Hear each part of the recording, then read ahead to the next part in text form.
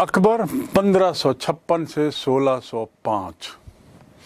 पूरा नाम जलालुद्दीन मोहम्मद अकबर। पूरा मुगल इतिहास जो है वह उसकी धुरी अकबर का काल ही है। केवल इसलिए नहीं कि उसने 50 वर्ष तक शासन किया, मुगल काल के 50 वर्ष अकबर के हों। यदि ऐसी बात होती तो औरंगजेब भी उतना ही महत्वपूर्ण माना जाता, क्योंकि औरंगजेब ने भी 50 वर्ष शासन किया। लेकिन अकबर का काल इसलिए बड़ा प्रसिद्ध है कि उसके काल में जो परिवर्तन आए वे चिर हो गए, सतत हो गए। अकबर का जन्म 1542 में, जैसा हमने पहले बताया कि हुमायूं जब भाग रहा था, खदेड़ा जा रहा था, उस दौरान अमरकोट के राजा वीरमल उसके महल में अकबर का जन्म हुआ। जो ये इलाका सिंध में है, और उसकी जो माँ थी वो शिया थी, यानी हुमायूं की शिया पत्नी हमीदा बानो बेगम का बेटा अकबर। हुमायूं की मृत्यु के समय अकबर स्वयं सिकंदर सूरी के खिलाफ लड़ाई लड़ रहा था। अपने संरक्षक बैरम खान के मातहत के अंतर्गत रहते हुए वो वहां व्यस्त था जब उसे एक खबर आई कि उसके पिताजी की मृत्यु हो गई। ये खबर बड़ी अचानक थी, और इस अचानक खबर का पहुंचना, वो भी उस समय जब वह सिकंदर सूरी से लड़ाई लड़ रहा हो, गुरदासपुर इलाके में, जहां उसे मृत्यु का समाचार मिलता है, तुरंत बैरम खान एक अच्छे संरक्षक के नाते उसने ईंटों का सिंहासन बनाया और ईंटों के सिंहासन पर, उच्च सिंहासन पर उसे बैठाकर उसी दिन उसे सम्राट घोषित कर दिया। अकबर का राज्याभिषेक इस प्रकार हुआ। यानी आप देखिए कि एक के बाद एक मुगल संस्थापक, उसके बाद हुमायूं, उसके बाद अकबर, तीनों का जो राज्याभिषेक हुआ बड़ी विचित्र परिस्थितियों में हुआ। और ये वही मुगल शासन है जिसने भारत के इतिहास को बदल दिया।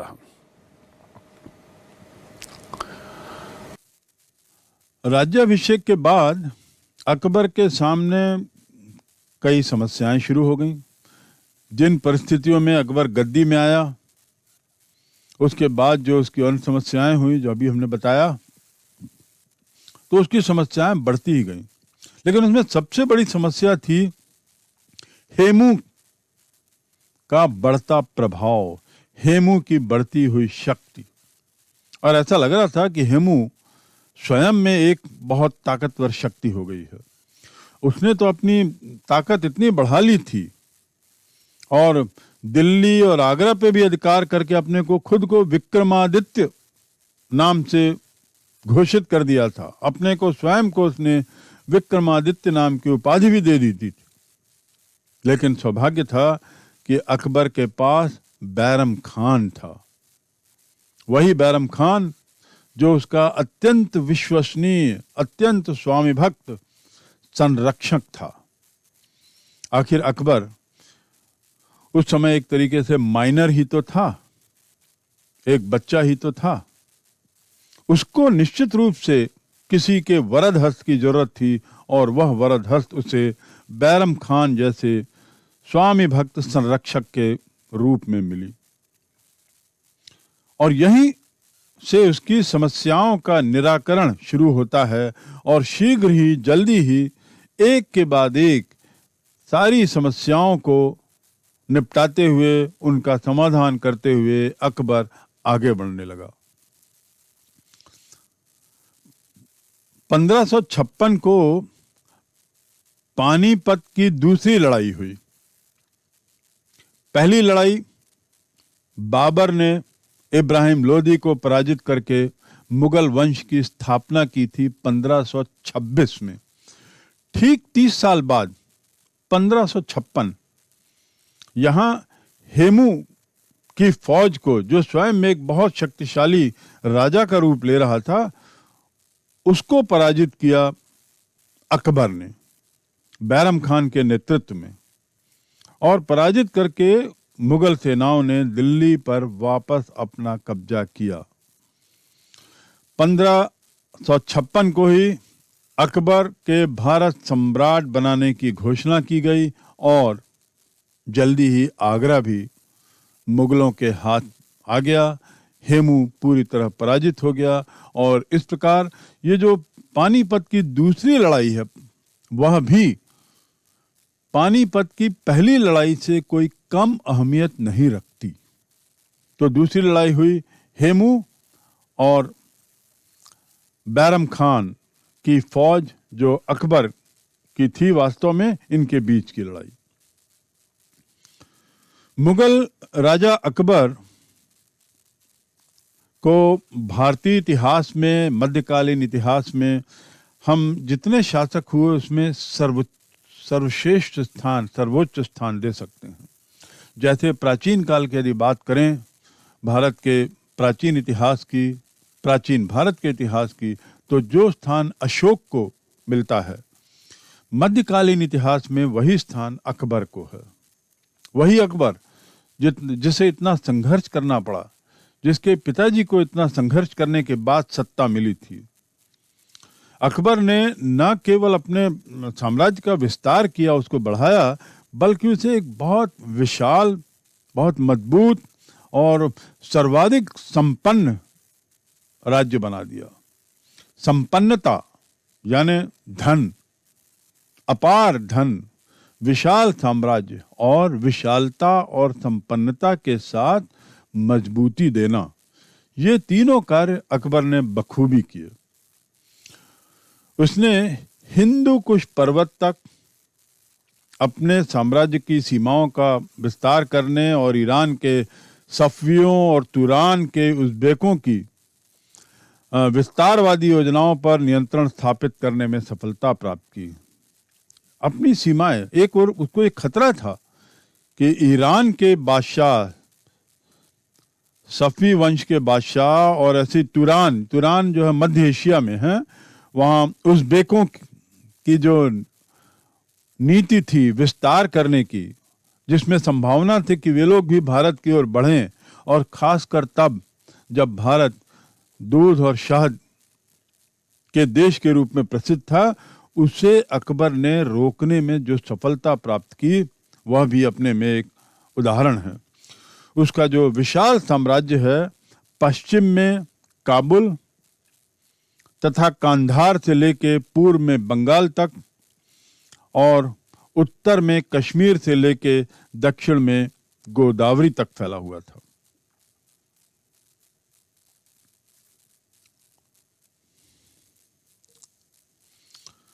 अकबर का विशाल साम्राज्य जो पश्चिम में कांधार, काबुल से लेकर पूरब में बंगाल तक, उत्तर में कश्मीर से लेके दक्षिण में गोदावरी नदी तक, इतना विशाल साम्राज्य अकबर ने बनाया और उसको स्थापित किया। यह साम्राज्य इतना विशाल हो चला था कि उसने 15 प्रांतों में बांटा, और इसके पीछे, इस विभाजन के पीछे मकसद था समुचित, अच्छी प्रशासनिक और राजनीतिक पकड़।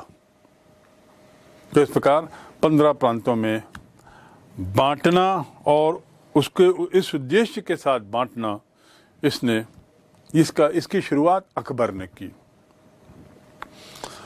अकबर वास्तव में देखा जाए तो पहला राष्ट्रीय सम्राट भारत का माना जा सकता है। उसे राष्ट्रीय सम्राट का गौरव कहा जा सकता है। राष्ट्रीय का अर्थ होता है कि उसने एक ऐसी संस्कृति का प्रादुर्भाव किया, ऐसी संस्कृति को बढ़ावा दिया जो सम्मिश्रित थी, राजनीतिक हो, चाहे प्रशासनिक हो, चाहे सामाजिक हो, धार्मिक हो, इसके अलावा सांस्कृतिक हो, सभी मामलों में नए परिभाषा, नए आयाम अकबर ने स्थापित किए। उसके काल में सभी क्षेत्रों में सामंजस्य परस्पर बंधुत्व की भावना और एकता ऐसी देखी गई। भारत इसी के काल में पहली बार एक राष्ट्र के रूप में उभरा। इसके पूर्व का भारत कैसा था?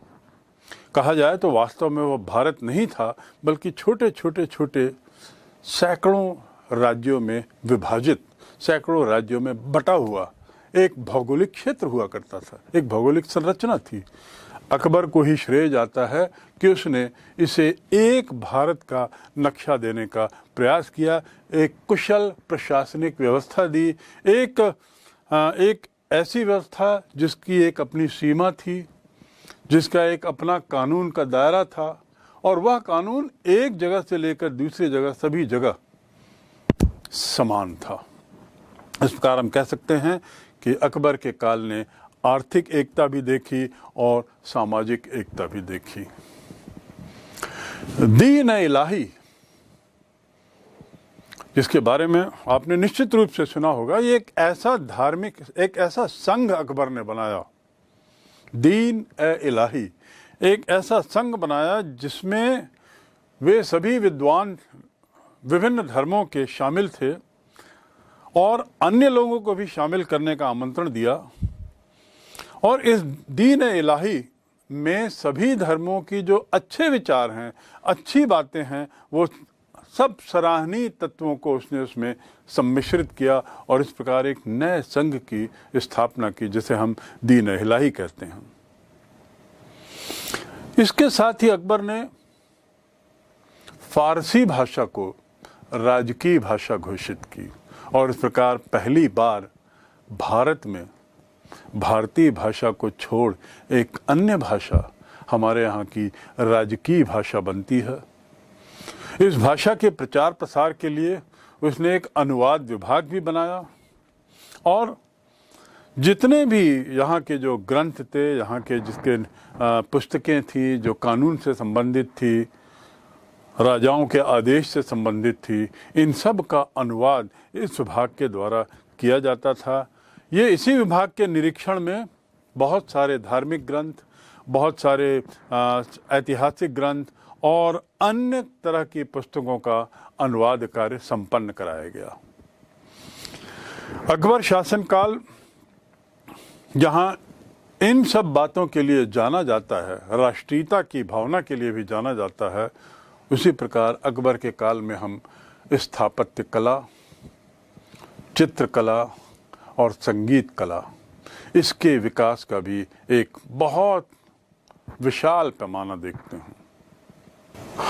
अकबर की चित्रकला, उसके काल की स्थापत्य कला और उसके काल के अन्य ऐसी कलाओं के बारे में बात करें, संगीत कला आदि का, तो इसमें कोई दो मत नहीं कि इस काल में उसने राष्ट्रीय विचारधाराओं को और साथ ही राष्ट्रीय आदर्शों का समावेश किया है।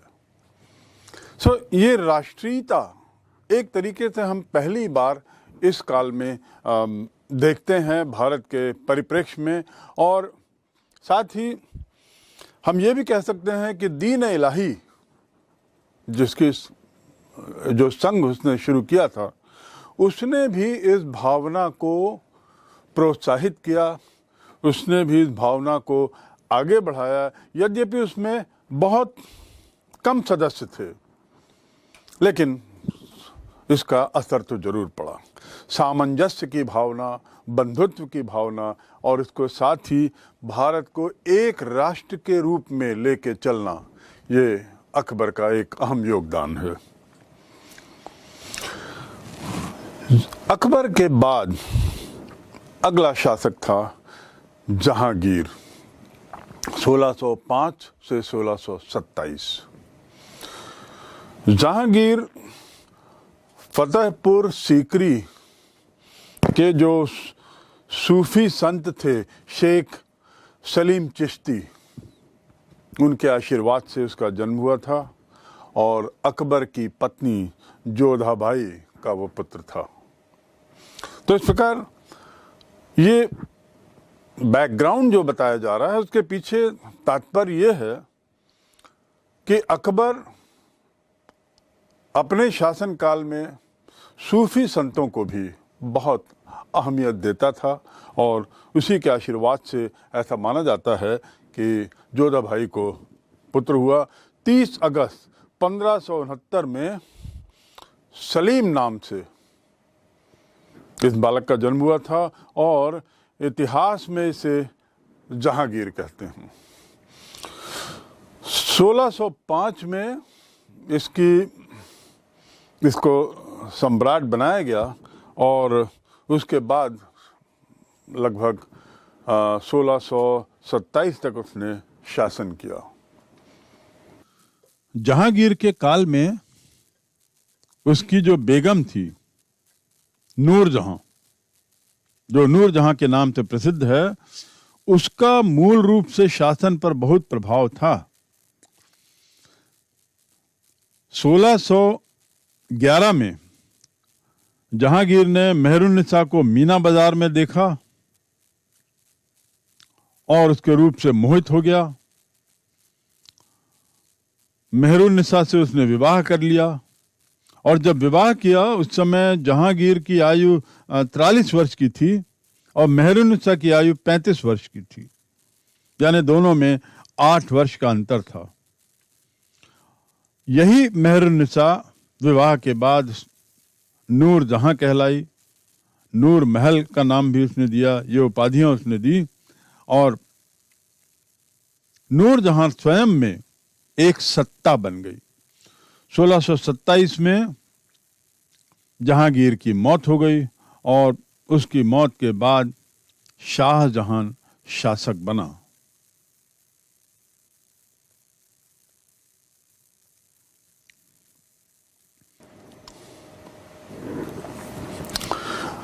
शाहजहां 1627 से 1658 जहांगीर का पुत्र।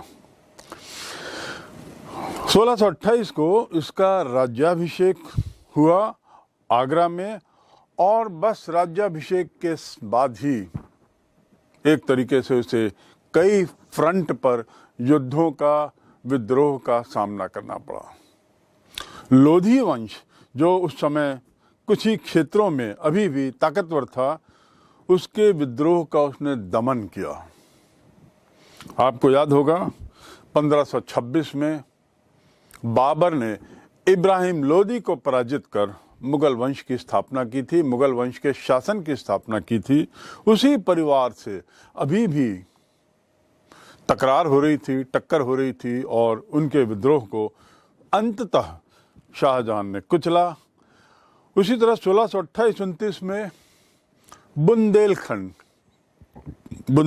का जो राजा था, जिसका नाम था जुझार सिंह बुंदेला, उसका भी उसने दमन किया, उसके विद्रोह को भी उसने कुचला और इस प्रकार एक जो मध्य भारत का क्षेत्र है वहाँ पर किसी तरह की शांति स्थापित करने के प्रयास में उसको सफलता मिली। बुंदेला की समाप्ति के बाद 1631-32 में शाहजहां का सामना पुर्तगाली फोर्सेस से होता है।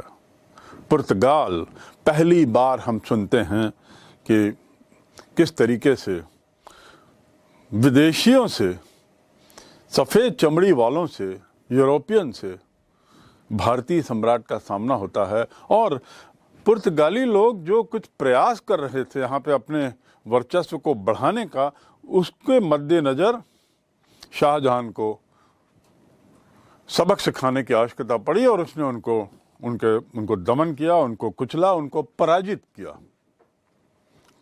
और यहाँ पर हम पहली बार सुनते हैं मुगल सत्ता के द्वारा किसी यूरोपियन ताकत को पराजित करने की बात।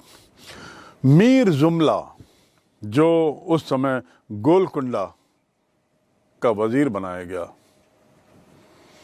मीर जुमला गोलकुंडा का वजीर बनाया गया। वजीर बनाने की खुशी में मीर जुमला ने कोहिनूर नाम का जो हीरा जवाहरात है वो उसने शाहजहां को भेंट किया था। तो कोहिनूर की चर्चा भी, कोहिनूर की बात भी पहली बार यहाँ पर आती है।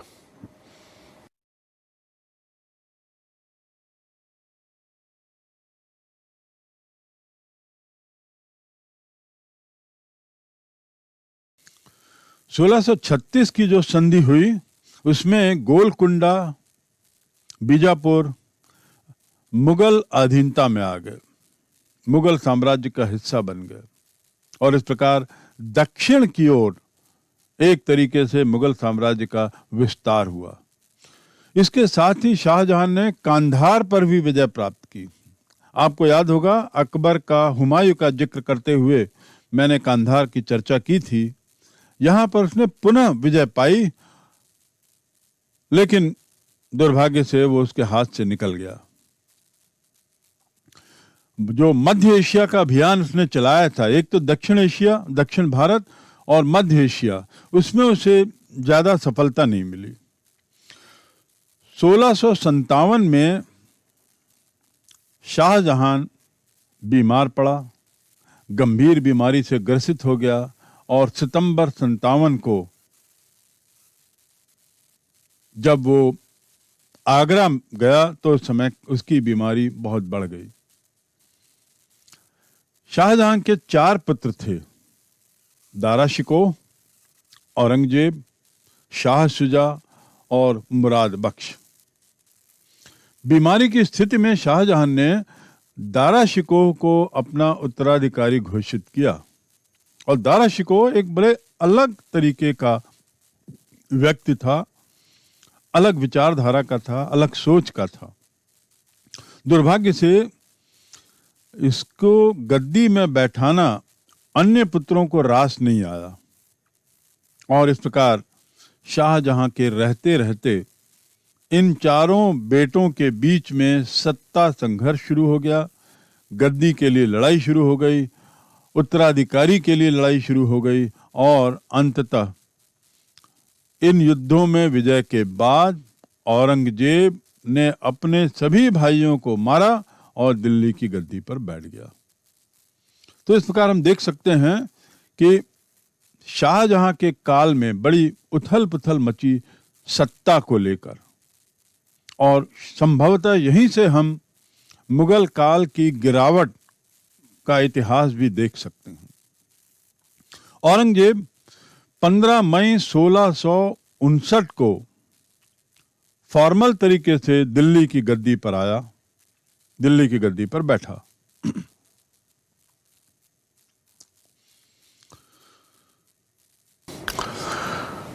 अब हम आते हैं मुगल साम्राज्य के उस अंतिम महत्वपूर्ण शासक के बारे में जानने जिसे औरंगजेब के नाम से जाना जाता है। वैसे शासन तो औरंगजेब के बाद भी कई वर्षों तक रहा और भी शासक आए, लेकिन यदि हम असली शासकों की बात करें, सम्राटों की बात करें, तो औरंगजेब अंतिम सम्राट साबित हुआ जिसने वास्तव में देश की सत्ता संभाली थी। औरंगजेब का जन्म 1618 में उज्जैन में दाहोद के पास हुआ। उज्जैन मध्य प्रदेश में है, महाकालेश्वर मंदिर के लिए प्रसिद्ध है। वहाँ उसका जन्म हुआ और 1638 में 20 वर्ष की आयु में उसका विवाह हो गया। दिलरास बानो बेगम नाम की कन्या से, जिसे बाद में रजिया बीबी भी कहते थे, उसके नाम से भी पुकारा जाता था। तो इस प्रकार 1638 में विवाह के बाद 1658 में उसका बड़ी हड़बड़ी में राज्याभिषेक हुआ, क्योंकि सत्ता जैसे ही बदलती है तो बड़ी अनिश्चितता की स्थितियां पैदा हो जाती हैं और उसका दुरुपयोग सत्ता के जो विभिन्न केंद्र हैं, अन्य केंद्र उसका दुरुपयोग करते हैं। इसीलिए पिता की मृत्यु पर तुरंत बड़ी हड़बड़ी में औरंगजेब को गद्दी पे बैठाया गया, उसका राज्याभिषेक हुआ, लेकिन विधिवत रूप से उसको आगरा का सिंहासन और दिल्ली के मयूर सिंहासन 1659 में उसे फॉर्मल तरीके से गद्दी पर बैठाया गया, जिसे उस सिंहासन पर जो मयूर सिंहासन के नाम से प्रसिद्ध है। सितंबर 1686 को बीजापुर और अक्टूबर 87 में गोलकुंडा पर औरंगजेब ने विजय पाई और इस प्रकार दक्षिण की ओर और बढ़ा। वो काम जो शाहजहां ने शुरू किया था उसे औरंगजेब ने थोड़ा बढ़ाया।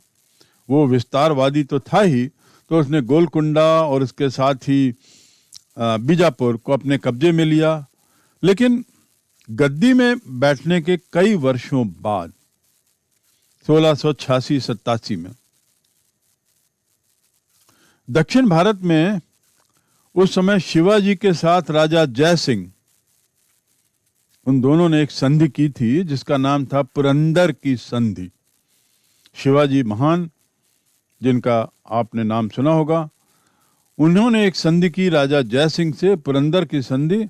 और इस संधि के तहत शिवाजी जो हैं वो औरंगजेब के पास गए, लेकिन दुर्भाग्य, अनपेक्षित रूप से औरंगजेब ने शिवाजी को कैद कर लिया और कैद खाने में डाल दिया। ये तो शिवाजी की छापामारी प्रवृत्ति, उनके अपने तरीके की शैली थी कि जो पूजा के लिए जो फल फूल उनके पास आते थे, उसकी जो टोकरी थी, उस टोकरी में बैठ के एक दिन शिवाजी भाग निकले और अप्रैल 1680 को दुर्भाग्य से शिवाजी की मृत्यु हो गई। संभाजी शिवाजी के उत्तराधिकारी बना और 1689 को औरंगजेब ने संभाजी का कत्ल कर दिया। इसके साथ, ये बात इसलिए महत्वपूर्ण है कि इसके साथ, इसके बाद औरंगजेब और मराठाओं के संबंध कड़वे होते चले गए।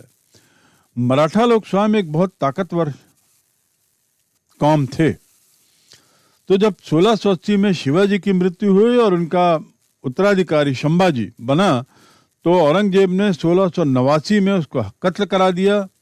इस कत्ल के बाद तो मराठे औरंगजेब के परमानेंट शत्रु बन गए और औरंगजेब की हालत दिन प्रतिदिन पतली होती गई। दक्षिण में ही वो लगातार उलझा रहा, इन्हीं मराठाओं के बीच ही लगातार वो व्यस्त रहा। परिणाम, व्यस्तता ने उसको, उसके शासन को कमजोर कर दिया।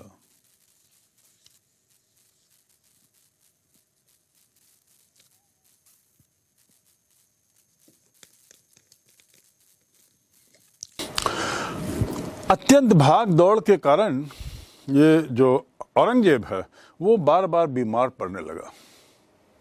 जैसा हमने बताया कि उत्तर से दक्षिण और पूरब पश्चिम सभी तरफ उसको भागना पड़ रहा था, तो बीमार पड़ गया और मार्च 1707 में उसकी मृत्यु हो गई। इस प्रकार 1658 से 1707 50 वर्ष के काल को यदि हम देखें तो मूल रूप से औरंगजेब का पूरा समय विद्रोहों के दमन में ही बीता और विशेष रूप से उसे परिस्थितियां ऐसी बन गई कि उसे अधिकतर समय अपने राज्य से बाहर रहना पड़ा, अपने राजधानी से बाहर रहना पड़ा और दक्षिण में उसने काफ़ी समय निकाला। तो इस प्रकार हम कह सकते हैं कि औरंगजेब लंबे काल के बाद भी उतना सफल नहीं हो पाया।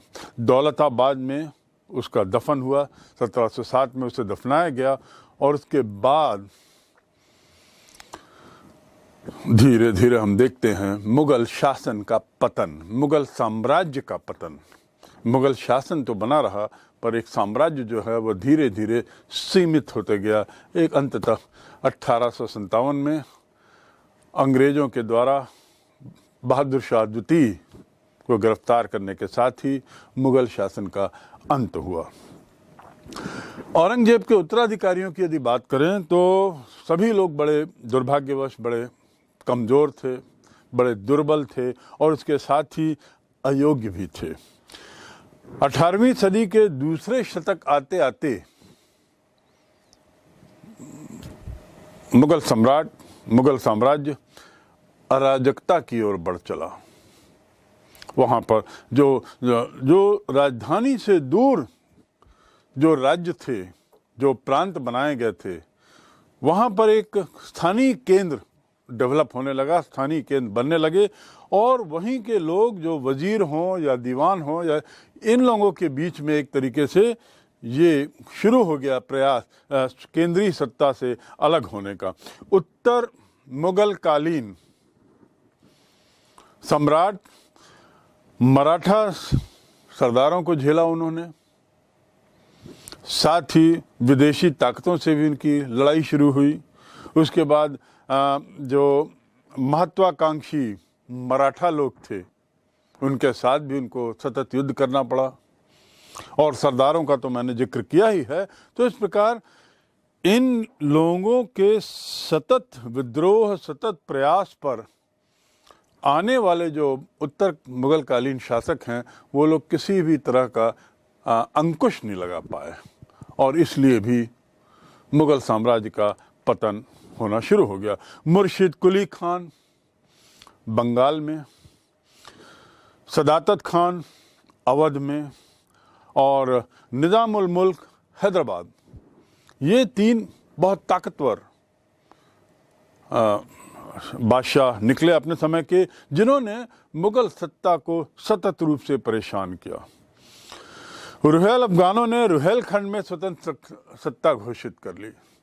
तो एक और जहां बंगाल में हम देखते हैं समस्या शुरू हुई, वहीं उसके साथ ही हैदराबाद में, और उसके बाद फिर रुहेलखंड में भी, अवध में भी, ये सब जगह एक तरीके से विद्रोह होना शुरू हुआ। और रुहेलखंड में तो बिल्कुल अपने को उन्होंने स्वतंत्र ही घोषित कर दिया।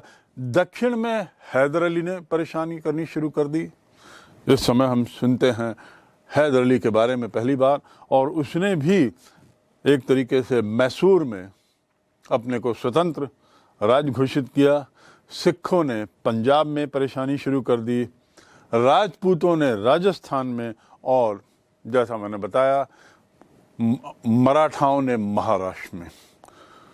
तो एक तरीके से पूरे नक्शे में आप देखें तो जो मुख्य मुख्य क्षेत्र थे, केवल सुदूर दक्षिण को छोड़कर, वहां सभी जगह, उसको छोड़कर सभी जगह क्षेत्रीय सत्ता सामने आने लगी, और परिणाम यह हुआ कि मुगल साम्राज्य पतन की ओर बड़ी तेजी से अग्रसर होता चला गया, और एक क्षेत्रीय सत्ता बन के रह गया था। यद्यपि वो क्षेत्रीय सत्ता रहा, विभिन्न जगह विद्रोह हुए, लेकिन सांकेतिक ही सही ये बात तय है कि मुगल शासन की प्रतिष्ठा अभी भी थी। मुगल दरबार, मुगल कल्चर, इसका अभी भी एक जोर था, प्रभाव था, और इसलिए सांकेतिक ही रहा हो, लेकिन प्रतिष्ठा इसकी अंत तक बनी रही। यहाँ तक कि 1857 में भी जब पहला स्वतंत्रता संग्राम भारतीयों ने लड़ा, तो उसमें भी उन्होंने उसी प्रतिष्ठित मुगल परिवार के बादशाह को पुनर्स्थापित करने का प्रयास किया गद्दी पर, बहादुर